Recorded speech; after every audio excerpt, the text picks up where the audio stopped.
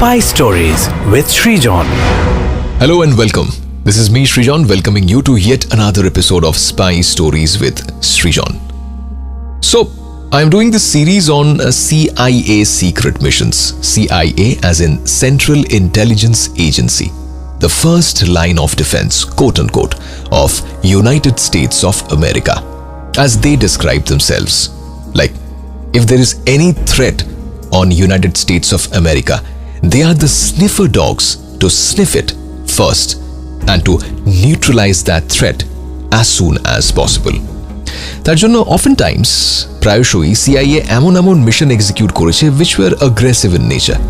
অনেক সময় শত্রু কোট অ্যান্ড কোট যাকেই তারা শত্রু বলে মনে করেছে তাদের বাড়িতে চুপিসারে ঢুকে পড়ে সমস্ত কিছু এক্সামিন করে বেরিয়ে চলে এসছে এটা দেখার জন্য যে কোনো থ্রেট আছে কিনা ইউনাইটেড স্টেটস অফ আমেরিকার। ইউএস এর প্রধান শত্রু এখনো আছে এবং একটা সময় আরো বেশি করেছিল is USSR, তৎকালীন সোভিয়েত ইউনিয়ন, এখনকার রাশিয়া।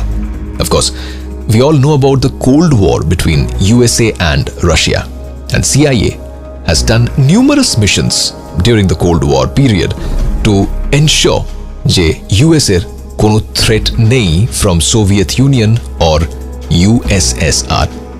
এখনো তারা হয়তো সিক্রেট মিশনস করে against Russia, and same goes with KGB, the Russian intelligence agency.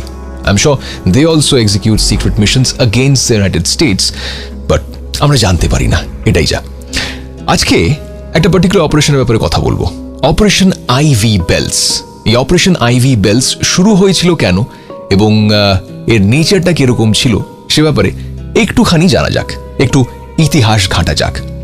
In the early 1970s, the US government learned that an undersea cable ran parallel to the Kuril Islands of the eastern coast of Russia.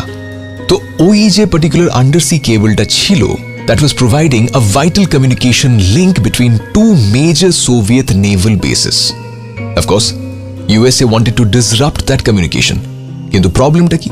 প্রবলেমটা ছিল যে the Soviet Navy had completely blocked foreign ships from entering that particular region. Alright, এইবার CIA এর তলব পড়ল, কিন্তু এই অপারেশনে একা CIA ছিল না, সঙ্গে ছিল NSA অর্থাৎ national security agency. And then National Security Agency, in association with CIA and the government of United States, launched this particular operation called Operation IV Bells, which deployed fast attack submarines and combat divers to drop waterproof recording pods on the lines. মানে communication disrupt করতে পারছে না, কিন্তু communication disrupt করাটাও যে একমাত্র উদ্দেশ্য তা নয়, কমিউনিকেশনটা কি হচ্ছে এক্স্যাক্টলি সেটা জানতে পারলেও যথেষ্ট। I mean that is the whole idea, যে শত্রুপক্ষ একে অপরকে কি মেসেজ পাঠাচ্ছে। So operation Ivy Bells was underway. So operation Ivy Bells was basically a joint United States Navy, Central Intelligence Agency অর্থাৎ CIA and National Security Agency অর্থাৎ NSA মিশন, যাদের অবজেক্টিভ ছিল রেকর্ডিং পডস ইনস্টল করা on Soviet under water communication lines যখন cold war was on. But basically United States of আমেরিকার ইন্টারেস্টটা কি ছিল, স্বার্থটা কি ছিল? During that period of time, 1970s এর কোল্ড ওয়ারের সময়, ইউনাইটেড স্টেটস গভর্নমেন্ট তারা জানতে চাইছিল যে সোভিয়েতরা সাবমেরিন কতখানি ইমপ্রুভড টেকনোলজি দিয়ে বানাচ্ছে এবং সেই সাবমেরিনের মিসাইল টেকনোলজি কতখানি ইমপ্রুভড হয়েছে। Specifically ICBM, which is called Intercontinental Ballistic Missile, which is a ballistic missile যার রেঞ্জ হলো more than 5,500 kilometers, which is roughly more than 3,500 miles. এবং এই ICBM তার মুখ্য উদ্দেশ্য ছিল একদমই অন্য কিছু। It was primarily designed for nuclear weapons delivery. যদিও conventional weapons like chemical weapons and biological weapons can also be delivered with varying effectiveness. Apart from that, US এর এটারও জানার ছিল যে USSR অর্থাৎ সোভিয়েত ইউনিয়নের নিউক্লিয়ার ফার্স্ট স্ট্রাইক কেপেবিলিটি কতখানি? So what is this nuclear first strike capability? এইটা একটা বেশ ইন্টারেস্টিং জিনিস যেটার ব্যাপারে একটুখানি আমরা জানতে পারি। In nuclear strategy, a first strike or preemptive strike is a preemptive surprise attack. মানে তুমি কাউকে না জানিয়ে তাকে অ্যাটাক করে দিলে। So when it comes to a nuclear attack, you don't tell the other country that I am going to, blast a nuclear missile towards you. So that's how it is. It is a preemptive surprise attack, employing an overwhelming force.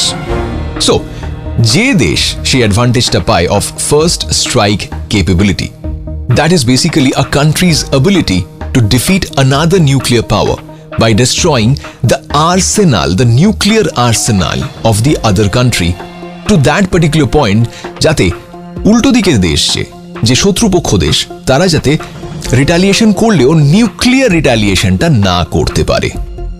অর্থাৎ মোটা মোটা ব্যাপারটাকে যদি বুঝতে হয় তাহলে basic strategy হলো এইটা যে আমি শত্রুপক্ষের অস্ত্রাগারে অ্যাটাক করব, আক্রমণ করব, রাইট? যাতে তার অ্যামিউনিশনস, যত ধরনের অ্যামিউনিশনস আছে সেইগুলোকে আমি আগে ড্যামেজ করে দিই, যাতে শত্রুপক্ষ যখন আমায় অ্যাটাক করবে তখন ওই লেফট ওভার অ্যামিউনিশন যেটুকু আছে সেটুকু দিয়ে একটা রিটালিয়েশন করবে ঠিকই, বাট সেটাকে সহ্য করার মতো ক্ষমতা আমার দেশের আর্মড ফোর্সেস বা আমার দেশের থাকবে। I can survive the retaliation of the enemy force. Okay, so that is the whole idea of this particular concept of first strike.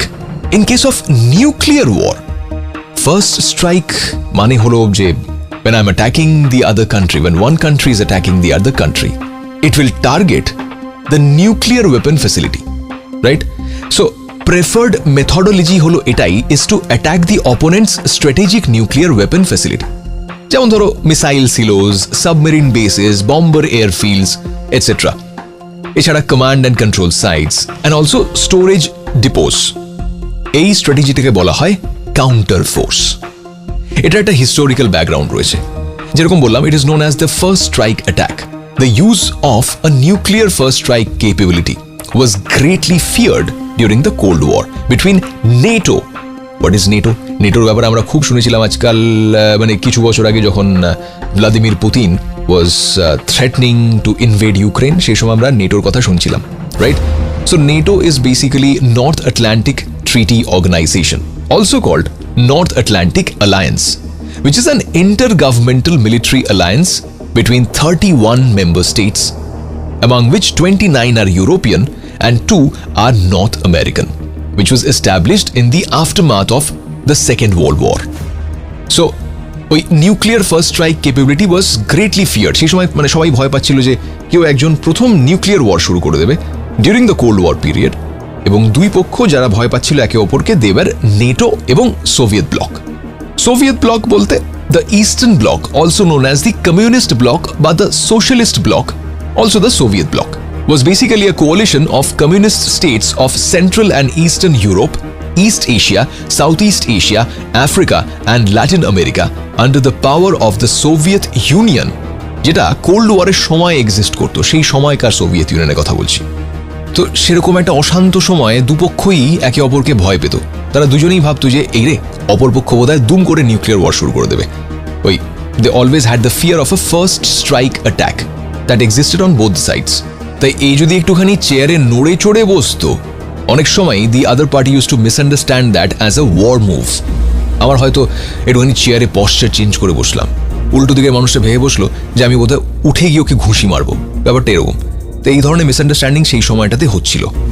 এবার যেহেতু আমরা কোল্ড ওয়ারের সময়কার কথাই বলছি, তাই ইউএসএ সবসময়তেই একটা ভয় থাকতো যে রাশিয়া কতখানি নিউক্লিয়ার ওয়েপন নিয়ে এগোলো, because if they go for a nuclear first strike তাদের এক্স্যাক্ট ক্যাপাবিলিটি কতখানি রয়েছে, মানে ইউএসএ ড্যামেজ যদি হয় তাহলে কতখানি হবে। So basically that was the whole idea of USA. The US government wanted to have the full information regarding the nuclear arsenal of Soviet Russia. তাই জন্য সোভিয়েত নেভির কমিউনিকেশনটাকে পড়ে ফেলা ভীষণ প্রয়োজন ছিল। ফলত কনসেপচুয়ালাইজ করা হলো অপারেশন আইভি বেলস। তারপর কি হলো, এর পরের অংশটা পরের এপিসোডে। আজকের জন্য এতটা থাক।